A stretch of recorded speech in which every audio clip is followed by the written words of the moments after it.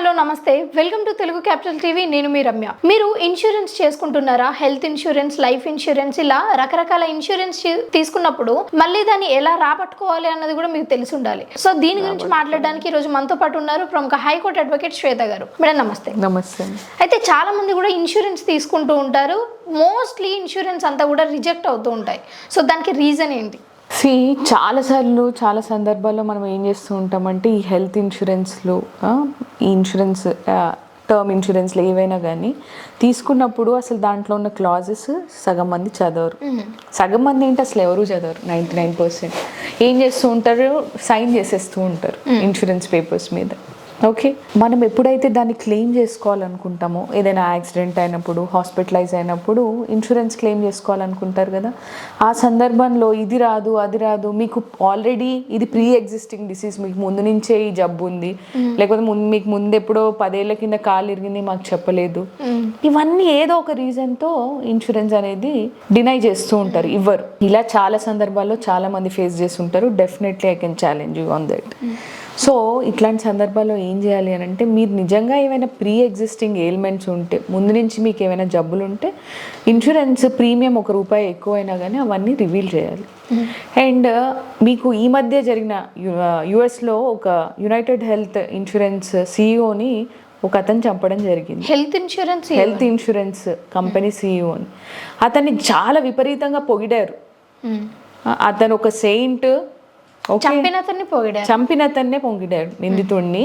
ఎందుకు అనంటే, ఈ యునైటెడ్ హెల్త్ ఇన్సూరెన్స్ వాళ్ళు ఎవరైతే ఉన్నారో అక్కడ అమెరికాలో, వాళ్ళు చాలా మంది క్లెయిమ్స్ని రిజెక్ట్ చేయడం, వాళ్ళని మోసం చేయడము, ప్రీమియంలు కట్టించుకొని వాళ్ళకి ఎప్పుడైతే, ఇప్పుడు ఇన్సూరెన్స్ అనేది మనం ఎప్పుడు కడతామమ్మా, మనకి ఏదైనా సమస్య వచ్చి మన దగ్గర డబ్బు రూపేణ ద్రవ్యం లేనప్పుడు, మనకి ఏదైనా అపాయంలో ఉన్నప్పుడు ఈ ఇన్సూరెన్స్ ప్రీమియం కట్టడం వల్ల వాళ్ళు మనకు డబ్బు కట్టిన దానికి మనకు హాస్పిటల్ బిల్స్ పే చేస్తారు, మనం కష్టంలో ఉన్నప్పుడు సాయం చేస్తారు, ఆదుకుంటారు అని. సో ఈ companies most of the times ఏం చేస్తాయి, మన క్లెయిమ్స్ని రిజెక్ట్ చేస్తాయి. నా ఫ్రెండ్ కేసులోనే అతను ఒక ఇంజురీ జరిగి, యాక్సిడెంట్ జరిగి కింద పడిపోయి ఫ్రాక్చర్ అయింది. 9 సార్లు ఇన్సూరెన్స్ కంపెనీ డినై చేసింది క్లెయిమ్ని.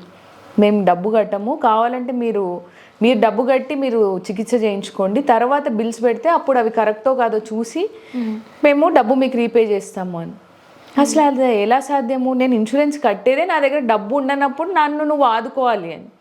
అలాంటిది ఇన్సూరెన్స్ కంపెనీలు ఇలాంటి వాటికి తెరలేపుతున్నాయి. సో వీటిని ఎంతవరకు నమ్మాలి, ఎలా నమ్మాలి, క్లాజెస్ ఏంటివి, దాంట్లో కండిషన్స్ ఏంటి అని చూసుకొని సైన్ తీసుకోండి, మీరు సైన్ చేయండి.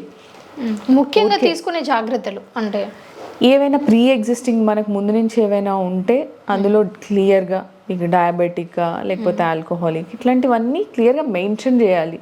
ఏవైనా క్రానిక్ డిసీజెస్ ఉంటే కూడా మెన్షన్ చేయాలి. ఆ తర్వాతనే ఒకవేళ ప్రీమియం ఎక్కువ అయితే కట్టండి, వాడు లేదు ఇన్సూరెన్స్ ఇవ్వను అంటే లెట్ హిమ్ రిజెక్ట్. అంతేగాని మీరు డబ్బంతా కట్టిన తర్వాత మీకు అవసరానికి వాడు రిజెక్ట్ చేస్తూ ఉంటాడు. సో ఇట్లాంటివి చాలా జరుగుతూ ఉంటాయి. మీకు ఇన్సూరెన్స్ వాళ్ళతో ఏదైనా ప్రాబ్లమ్ ఉంటే డెఫినెట్గా మనం కన్జ్యూమర్ కోర్ట్కి అప్రోచ్ అవ్వచ్చు, ఓకే, హైకోర్ట్ని అప్రోచ్ అవ్వచ్చు, డిస్ట్రిక్ట్ ఫోరంని అప్రోచ్ అవ్వచ్చు, సో ఒక సివిల్ కోర్ట్ని కూడా అప్రోచ్ అవ్వచ్చు.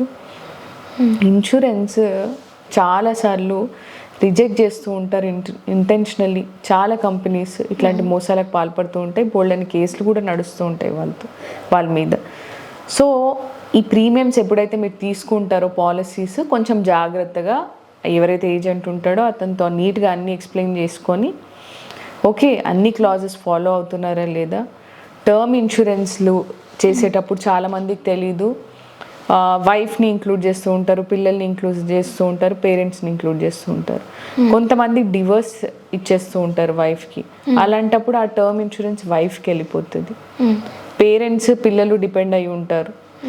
ఓకే, సో ఇట్లాంటివి బోల్డ్ అని క్లాజెస్ ఉంటాయి, అన్ని చూసుకోవాల్సిన అవసరం ఉంది. ఇన్సూరెన్స్ ఎలా గెయిన్ చేసుకోవాలి అని చాలా చక్కటి ఇన్ఫర్మేషన్ ఇచ్చారు మ్యామ్. Thank you. అండ్ ఇలాంటి ప్రాబ్లమ్స్ మీరు ఫేస్ చేస్తున్నట్టయితే ఒక మంచి అడ్వకేట్ని కన్సల్ట్ అవ్వండి. అలాగే ఈ ఇన్ఫర్మేషన్ వేరే వాళ్ళకి చేరాలంటే మా ఛానల్ని సబ్స్క్రైబ్ చేసుకోండి.